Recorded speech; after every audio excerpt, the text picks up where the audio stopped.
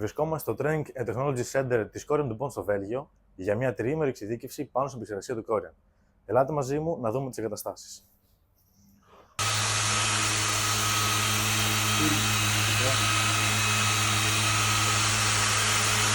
My message is the same as... Εσύ πάρω, βάλε το ρολόι. Να το βάλω, θέλετε. Εδώ το να το βάλω. You see how flexible this is now?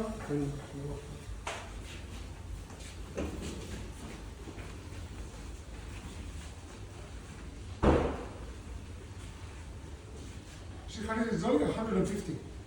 Μόνο 150 βαθμοί Κελσίου είναι τώρα αυτό. Και δείτε πόσο ευλίγιστο είναι. And if we leave it longer, same temperature, we will have even a little bit more flexibility. Αν το αφήσουμε λίγο παραπάνω στην ίδια θερμοκρασία, θα έχουμε ακόμα περισσότερη ευληγησία.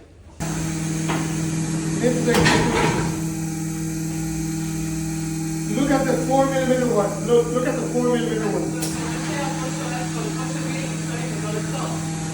Αυτό έχει μείνει στο πόνο πάρα πολύ ώρα στην ίδια θερμοκρασία. Look at how flexible this is now.